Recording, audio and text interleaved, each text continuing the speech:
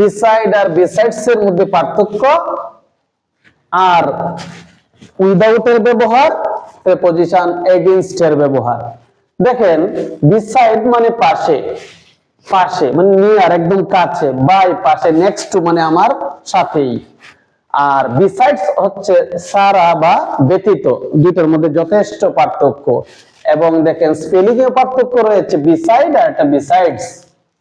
she sat সে বসে, beside me সে আমার পাশে বসে। এখানে আপনি ইচ্ছে করলে পাশে বোঝাতে by ও ব্যবহার করতে পারবেন, next to ও ব্যবহার করতে পারবেন।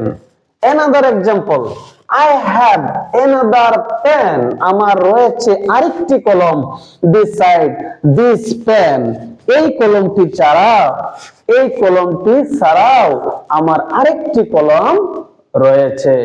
এরপরে আসি, লক্ষ্য করেন উইদাউট। উইদাউট এর বাংলা অর্থ হচ্ছে ছাড়া, বিনা বা অনুপস্থিতিতে। যেমন I can't live without you, তুমি ছাড়া আমি বাঁচতে পারবো না। আরেকটা এক্সাম্পল, উইদাউট ইউর সিগনেচার তোমার দস্তখত ছাড়া দ্য ফর্ম ইজ ইনভ্যালিড এই ফর্মটি সম্পূর্ণ অকেজো বা অবৈধ।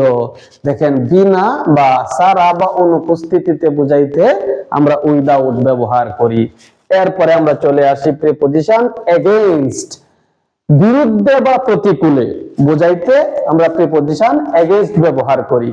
এছাড়াও আরেকটি অর্থে এগেইনস্ট ব্যবহৃত হয়, এক্সাম্পলের মাধ্যমে ক্লিয়ার করব।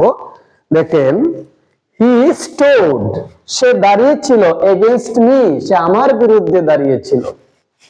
দেখেন, অথবা আমরা বলে থাকি যে তুমি তো সব সময় আমার বিরুদ্ধে থাকো, you are always against me তুমি তো সব সময় আমার বিরুদ্ধে। এরপরে দেখেন we swam আমরা সাঁতার কেটেছিলাম, against current স্রোতের প্রতিকূলে, অনুকূলে নয়, স্রোতের প্রতিকূলে আমরা সাঁতার কেটেছিলাম। আমরা আরেকটি এক্সাম্পলের মাধ্যমে ক্লিয়ার করি, stand the bicycle against the wall. ধরেন একটা সাইকেল দাঁড়ানোর মতো তার ব্যবস্থা নাই, তার যে স্ট্যান্ড এটা ভাঙা, তখন আমরা কাউকে বলি যে এই ওয়ালটার পাশে হেলান দিয়ে সাইকেলটা রেখে দাও।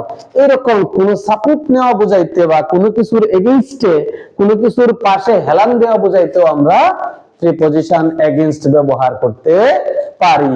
যেমন আমি একটা গ্লাস কিনে আনলাম বাজার থেকে, তখন এটা তো মাটি ফ্লোরে রাখা যাবে না, তখন আমরা কি করি, স্বাভাবিকভাবেই ওয়ালের সাথে হেলান দিয়ে রাখি। এই ক্ষেত্রে আমরা প্রিপজিশন এগেইনস্ট ব্যবহার করি। এরকম আরো মজার মজার প্রিপজিশন নিয়ে আবার চলে আসবো 22তম ক্লাসে। আল্লাহ হাফেজ।